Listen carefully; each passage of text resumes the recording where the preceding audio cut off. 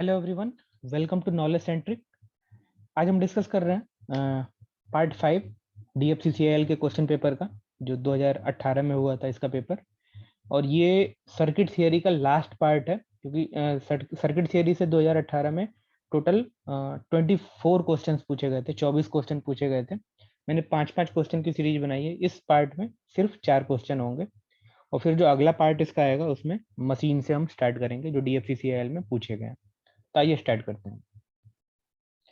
Question number 21 है, हिंदी में लिखा हुआ है। मैं एक बार इसको पढ़ के समझा देता हूँ। एक केबल में 2 कंडक्टर हैं, मतलब एक केबल है जिसमें 2 कंडक्टर हैं, जो परीक्षण के हेतु केवल एक छोर पर एक साथ जोड़े गए हैं। जब केवल 700 मीटर लंबा हो, तब दूसरे छोर से नापने पर संयोजित लूप का रेजिस्टेंस 100 ओम है। 8 किलोमीटर लंबी समान केबल के रेजिस्टेंस कितना होगा? अब देखो यहाँ पे इतने बड़े क्वेश्चन का सिर्फ इतना मतलब है कि अगर 700 मीटर लंबा कोई कंडक्टर है, तो उसका रेजिस्टेंस जो है वो है 100 ओम। 700 मीटर लंबे रेजिस्टेंस का 700 मीटर लंबे कंडक्टर का रेजिस्टेंस है 100 ओम। तो कह रहा है कि अगर 8 किलोमीटर मतलब 8000 मीटर, अगर इतना लंबा कंडक्टर हो तो उसका रेजिस्टेंस कितना होगा? ठीक है, तो आपको पता है एक फार्मूला, सब बहुत बेसिक है, R is equal to rho L by A, है ना। अब यहाँ पे रजिस्टिविटी और एरिया से मतलब नहीं है, क्योंकि सिर्फ इन दोनों में कंपेयर कर रहा है। तो हम ऐसा बोल सकते हैं यहाँ से कि R जो है वो डायरेक्टली प्रोपोर्शनल है लेंथ के। लेंथ ज्यादा होगा तो रेजिस्टेंस ज्यादा होगा, लेंथ कम होगा तो रेजिस्टेंस कम होगा, डायरेक्टली प्रोपोर्शनल है। अच्छा, अब एक चीज देखो, जब 700 मीटर का वायर है तब रेजिस्टेंस जो है वो 100 ओम है। ठीक है, तो अब यहाँ पे हम एक जनरल फार्मूला बना लेते हैं इसको, कि R1 L1 और R2 L2, है ना।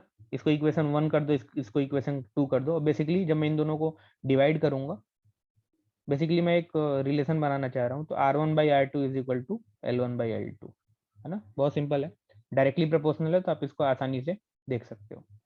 अब देखो यहाँ पे मैं R1 जो है वो कितना है 100 ओम, R2 हमें कैलकुलेट करना है, L1 पहले जब 100 ओम था तो रजिस्टेंस लेंथ कितना था 700 मीटर, 700 मीटर। अभी कितने के लिए कैलकुलेट करना है? 8000 मीटर के लिए। तो कैलकुलेट करें R2 की वैल्यू, कितना आ जाएगा R2 की वैल्यू?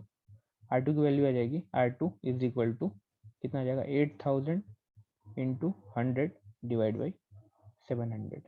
जब आप इसको सॉल्व करोगे तो आपको इसकी वैल्यू मिल जाएगी लगभग 1142.85, या अप्रॉक्सीमेटली ये इसके इक्वल है 1143 के इक्वल ओम। इसका मतलब 1143, ये लास्ट ऑप्शन जो हमारा करेक्ट ऑप्शन है। बहुत सिंपल सा है ये, ठीक है। इसका मेरे को इंग्लिश नहीं मिला था इसका। नेक्स्ट है question number 22। A coil of resistance 20 ohm and inductance 10 millihenry is in series with a capacitance and is supplied with a constant voltage, variable frequency source. The maximum current is 2 ampere at 1000 hertz. The quality factor of the circuit. अब एक coil है जिसका resistance और inductance दिया हुआ है, मतलब एक कॉइल का इंटरनल रेजिस्टेंस कह लो दिया हुआ है। एक कॉइल में 20 ओम का रेजिस्टेंस है और 10 मिली हेनरी का इंडक्टर है।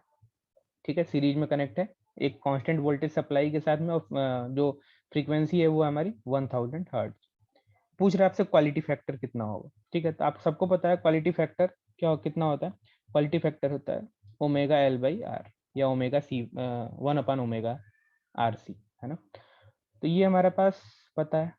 ठीक है, अब देखो फ्रीक्वेंसी पता है तो ओमेगा निकाल सकते हैं। ओमेगा क्या होता है 2πf, है ना। और एल हमें पता है 10 मिली हेनरी, और रेजिस्टेंस की वैल्यू भी पता है 20 ओम। तो सारी वैल्यू सिर्फ पुट कर दें, तो सबसे पहले तो ओमेगा ही निकाल लेते हैं। ओमेगा क्या है 2 पाई इंटू फ्रीक्वेंसी है 1000। तो जब आप यहाँ से ओमेगा कैलकुलेट करोगे तो आपको ओमेगा जो है मिल जाएगा I think 3.14 into 1000, sorry into 2 into. ठीक है, अभी इसकी वैल्यू कैलकुलेट नहीं कर रहा है। अच्छा, अब क्वालिटी फैक्टर निकाल लेते हैं। क्वालिटी फैक्टर ओमेगा की जगह पे ये सारी वैल्यू रख लें, 2 इंटू पाई यानी कि 3.14 इंटू एफ 1000। एल की वैल्यू है कितनी, सॉरी 10 मिली हेनरी है, तो 10⁻³ मिली को मिली हेनरी के लिए हमने क्या लिखा, 10⁻³ और डिवाइड बाई आर कितना है, आर है हमारा 20 ओम। ठीक है, अब इसको हम जब सॉल्व करेंगे तो हमें क्यू की वैल्यू मिलेगी लगभग 3.14। बहुत सिंपल है। क्वालिटी फैक्टर जो होता है वो ओमेगा एल बाई आर होता है। सारे ओमेगा की वैल्यू 2 पाई एफ होती है। सारी वैल्यूज हमें पता है, सिर्फ वैल्यू पुट करना है और हमें आंसर मिल जाएगा। ठीक है, नेक्स्ट नेक्स्ट है the value of potential difference across 2 ohm resistor. मैं पहले सर्किट एक बार ड्रॉ कर देता हूँ ताकि आपको विजिबिलिटी आसानी हो देखने में। सर्किट कुछ ऐसा है। मैंने आपको बताया कभी भी अगर ऐसा सर्किट आपको दिखे, वो किसी भी मेथड से पूछा हो, आप कोशिश करो उसमें नोडल लगाने के लिए। अगर आप नोडल लगाते हो तो चीज़ें बहुत आसान हो जाएंगी आपके लिए। ठीक है, तो आप ट्राई करना नोडल से। आप किसी और मेथड से भी ट्राई करना, आपको ज़्यादा आई थिंक एफर्ट लगाना पड़ेगा। तो ये हमारे पास है और आपसे कह रहा है कि 2 ओम के अक्रॉस क्या बताना है, पोटेंशियल डिफरेंस मतलब वोल्टेज बताना है, इसके अक्रॉस वोल्टेज। तो देखो रेजिस्टेंस अपने को पता है, और वोल्टेज होता क्या है, वोल्टेज होता है आई इंटू आर। अब ये अपने को पता है 2 ओम, लेकिन बस अब ये पता चल जाएगा कि इस ब्रांच में कितनी करंट है। वो करंट से सीधे इस 2 को मल्टीप्लाई करेंगे, यहाँ का वोल्टेज मिल जाएगा। तो हम क्या करें, अपने मन से एक वोल्टेज मान लें यहाँ पे, मान लो वी, और यहाँ से जितने भी करंट हैं उसको हम आउटसाइड मान लें। यहाँ से जितने भी करंट है वो सब बाहर निकल रहे होंगे। नोडल लगाएं, नोडल लगाएंगे तो क्या आ जाएगा, नोडल का जो इक्वेशन क्या आएगा, नोडल का equation V minus 10/4 plus V divide by, अच्छा ये दोनों तो सीरीज में ही है ना, तो 8 + 2 10, तो मैं डायरेक्टली 10 लिख दे रहा हूँ। 8 + 2 10 प्लस, अब इधर का वोल्टेज करंट, करंट का equation v minus 20 divide by 8, ठीक है, इज इक्वल टू 0। तो यहाँ से इसका एलसीएम लेंगे, तो एलसीएम आई थिंक आ जाएगा 40। आप एक बार कैलकुलेट करना, एलसीएम आ जाएगा 40, तो यानी यहाँ आ जाएगा 10v minus 100 plus 4v plus 5v minus 100 is equal to 0। जब यहाँ से सॉल्व करोगे तो आपको v की value 19v is equal to 200 आएगा, या फिर यहाँ से v की वैल्यू हमें मिल जाएगी v is equal to I think 10.52। ये हमारा वोल्टेज आ गया। ठीक है, अच्छा यानी यहाँ का वोल्टेज हमें पता चल गया, ये वोल्टेज है कितना 10.52। तो यहाँ का वोल्टेज पता चल गया, तो क्या इस वाली ब्रांच का करंट निकाल सकते हैं क्या, यही यही वाली ब्रांच का तो करंट होगा ये। यानी कि अगर हम करंट निकालना चाहें इस वाले ब्रांच में, मान लो मैंने नाम दे दिया I1, इस वाली ब्रांच का करंट, तो I1 जो करंट आएगा वो कितना आएगा, जो करंट आएगा वो आएगा टोटल वोल्टेज कितना है और divide by total resistance 10 + 2 sorry 8 + 2 sorry 8 + 2 यानी कि 10। इसको सॉल्व करेंगे तो कितना आ जाएगा, करंट करंट आ जाएगा 1.052। यानी कि इस ब्रांच में देखो, इस ब्रांच में जो करंट है, इस ब्रांच में जो करंट है वो कितना है 1.052। इस ब्रांच की जिसके अक्रॉस वोल्टेज पूछ रहा है वो रेजिस्टेंस हमें पता है, और इसमें फ्लो होने वाला करंट हमें पता चल गया, तो हम वोल्टेज निकाल सकते हैं क्या, वोल्टेज अक्रॉस 2 ओम, V2 ओम मैंने लिख दिया, सफिक्स में 2 लिखा है, V2 ओम क्या आ जाएगा I इंटू आर। अब I की वैल्यू कितनी है, I की वैल्यू है 1.052 और रेजिस्टेंस 2, यानी कि हमारे पास आ जाएगा 2.1 वोल्ट। ये हमारा आ जाएगा V2 ओम के अक्रॉस।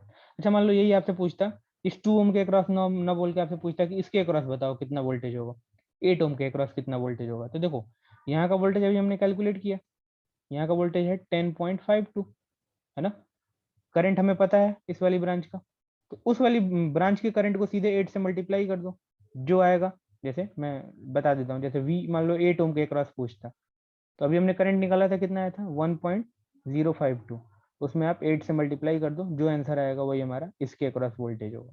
सिंपल है, जिसके अक्रॉस वोल्टेज पूछे, रेजिस्टेंस की वैल्यू पता है, करंट निकालो और उससे मल्टीप्लाई कर दो, वोल्टेज हमें मिल जाएगा। तो इस सीरीज का सर्किट थियरी का लास्ट क्वेश्चन है जो DFCCIL में पूछा गया था। क्वेश्चन है, मैं पहले रीड्रॉ कर देता हूँ। ये आई थिंक शायद ये क्वेश्चन का कॉन्सेप्ट रिपीटेड है शायद, या इसी टाइप का क्वेश्चन इसके पहले भी पूछा गया है इसमें, इसी पेपर में, है ना। हो सकता है वैल्यूज कुछ डिफरेंट हो। ये 30, 60 और 30 ओम के रेजिस्टेंस है। यहाँ पे एक सप्लाई वोल्टेज है और क्वेश्चन में कह रहा है कि for the circuit shown in the figure below the value of current I1 and I2। आपसे I1 और I2 की वैल्यू कैलकुलेट कर रहा है। अब ये I2 है, आपको दिख नहीं रहा होगा, और ये I1 है, मतलब ये I2 है और ये करंट है I1, ठीक है। और इसमें करंट उसने दिया हुआ है, इसमें करंट दिया है 1 एम्पियर का। अच्छा एक चीज देखो, क्या ये 60 ओम और ये 30 ओम पैरेलल में है? बिल्कुल है।